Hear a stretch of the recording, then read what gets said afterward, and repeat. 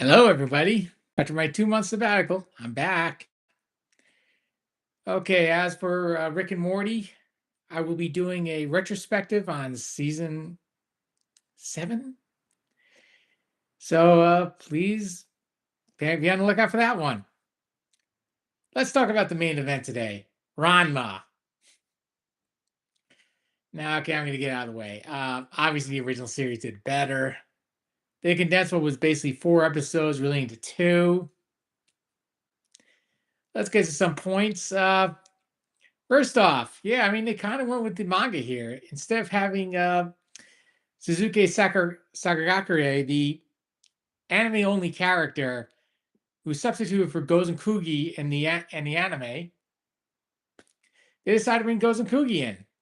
That's right, our favorite voodoo practitioner. He's got friends on the other side, by the way.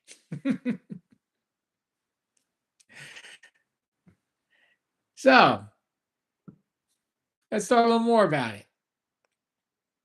Now, I did actually, it was kind of interesting, interested if they were actually going to bring bring Suzuki or go Gozen Kugi. And it was kind of interesting watching Gozen Kugi here. They play him a lot more like he was in the manga. Unlike the introvert from the anime. He's still an introvert, by the way. Just not as the same way. Where they went from basically making him a freak into basically a guy you barely knows exists. There's one change I originally I didn't like it until the more I thought about it. I found out it was pretty funny. And it has to do with when Ranma goes cat mode, he attacks Kuno. And Kuno, instead of getting really beat up like he did in the anime, he just throws a stick out and Ranma fetches it. Originally, I was like, didn't really like it. All I was laughing, and then after I watched it again, I'm like, this is actually pretty funny. A change that I originally didn't like, I actually like. I think it has to do more with the voice actor of Kuno, the Japanese voice actor, I think I should say. I guess he didn't like the fact that Kuno also got beat up in the original. For all intents and purposes, after his introduction, he basically became the punching bag for Ranma. So it's a welcome change. Now, of course, in the original anime, Ranma's Afraid of Cats is actually where they introduced Shampoo Cat. That's where she got reintroduced in this series. It is interesting too because they're supposed to introduce some type of okonomiyaki chef before this, chronologically speaking. Now, of course, according to the new opening, Ukyo should be coming very soon. But as I said, as the series went on, a lot of it was basically the same as that episode, with the exception, obviously, of Suzuki's absence. Okay, I mean, Suzuki is one of those characters, like, he can be excessively annoying that you don't want to see him ever again. And there are times he's actually the funniest character on screen.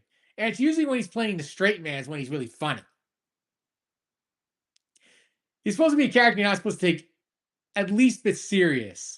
So when he has to be the straight man, it gets really funny. Just what he has to deal with.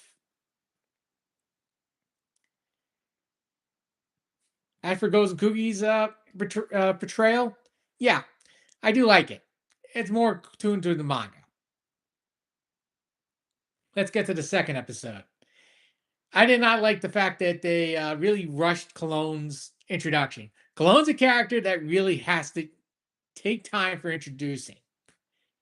She's a very complex character. Needless to say, she's also the best old person character in the whole show. Unlike some other person. One of the most annoying characters to ever exist. One that makes Jar Jar Binks the greatest thing in Star Wars. That annoying. One we shall never mention until he actually has to premiere. And that's my other problem, is that Cologne really does need a lot of time to be introduced. Now, I do like the fact that when she pokes him, they show that the cat's tongue actually takes quite some time to activate, unlike the original anime where it was just instantaneous. Because also, a lot. Actually, originally I didn't even get it until like it was second time I watched it just for this review that there was actually she did say that this would take a couple of days. Because I was wondering, like, wow, did Rama go back to school without showering? Ugh, it must smell like.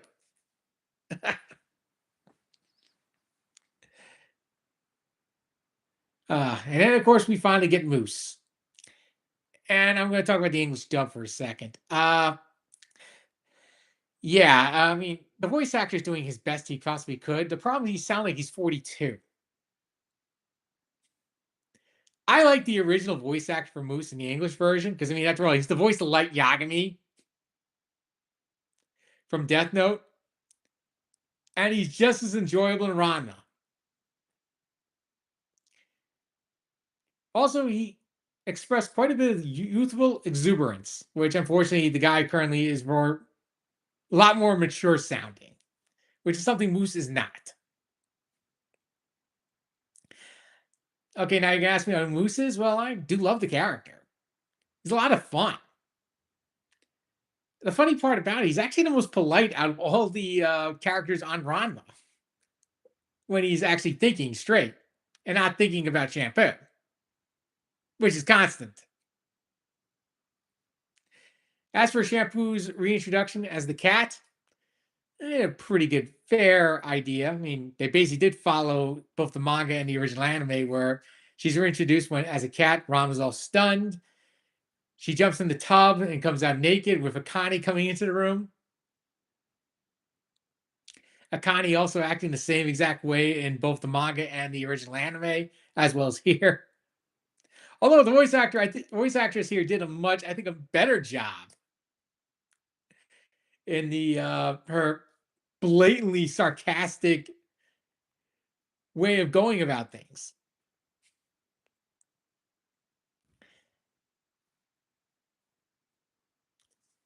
And of course, let's face it, we end obviously the same way the original.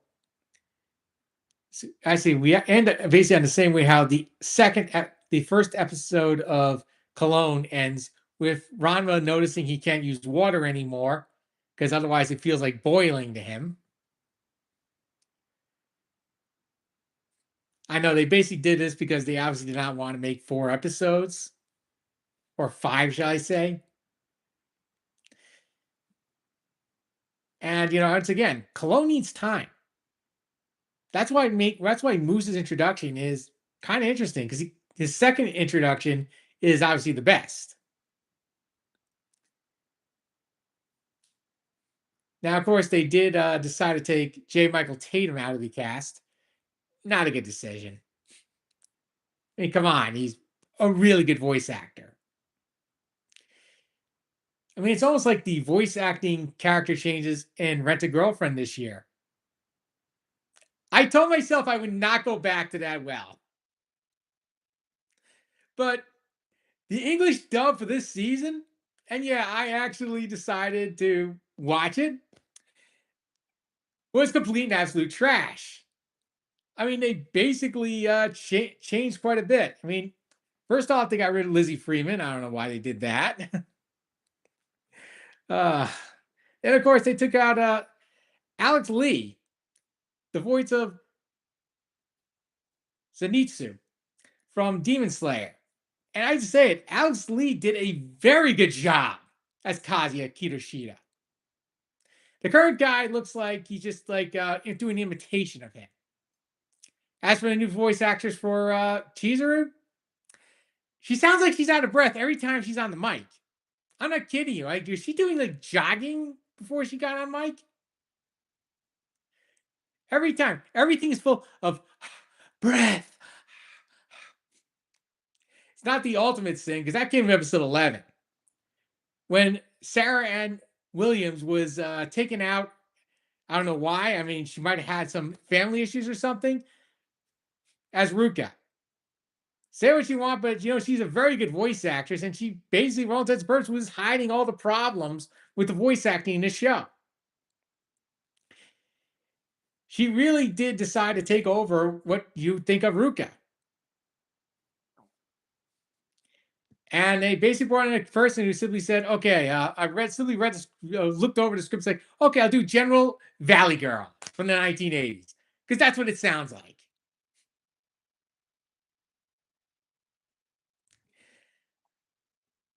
Now I'm going to talk about Zenitsu for a bit. Yeah, I actually did go see Demon Slayer,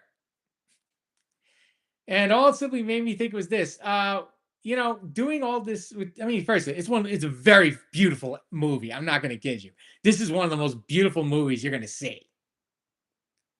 The art style, the blending of CG and 2D animation. It's just nothing but pure, like going to the Louvre and watching on screen. It's that good. Unfortunately, by watching it, because let's face it, this is only part one of a longer story. I only wish this was like season, a season that, like, HBO put a lot of money into, and they put it, and it goes on HBO, and we could watch it instead of watching some boring Game of Thrones ripoff, or whatever the hell else they could put Game of Thrones on. By the way, yeah, the Hedge Knight actually looks like a good show, to be honest. As for House of the Dragon, wow, the last season was just a waste of time. See what we're getting into? We're not talking about a live action show from HBO.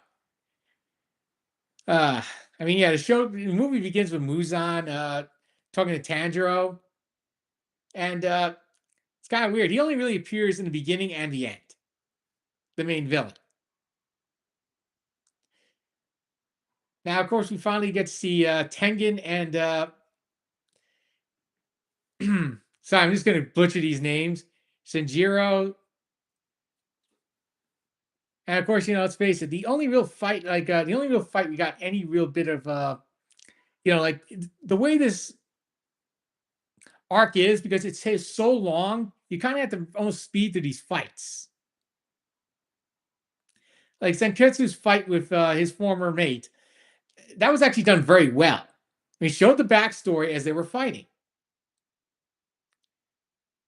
and it also showed his the main weakness. Zenketsu's fight was done very well. Now, of course, let's face it, the heart of it was going to be the final fight, especially with Tanjiro and Giyu versus Akuza. And granted, don't get me wrong, this was a great fight. I loved every minute of it. Like, I had to go to the bathroom. I'm not kidding you. And here's to say, yeah, I was doing a really crazy dance when this was finally finished, because I wanted to see every moment of it. It was very well done. Now the problem is, this is part one. And as I said, I just rather this be like a long, extended season as opposed to a movie. The movie, by the way, is an A. I would give it an A+ if it was an actual season. In fact, I would get an A+++ to infinity. It's Infinity Castle after all. All the subjects we've just gone through in this live cast, huh? Yeah, I really did love Infinity Castle. I haven't seen Tron, but I will be seeing it very shortly. And I will be giving you a review on it. Live stream. As for this movie, it was excellent. As for Ranma, well, I don't like the rush job they've been doing. They're doing an okay job, don't get me wrong, for Ranma. I am interested to see how they're going to handle the rest of it, because, I mean, the snowman way they ended the Cologne arc was really stupid. It's one of the worst episodes of the original series. And the funny part is, you never understand what the rules are with the carrying the snowman contest was. Quite frankly, I don't think even the writers cared. I mean, they gave up on it halfway through the episode. Uh, anyway, we're coming to 15 minutes. That's all I was willing to give tonight.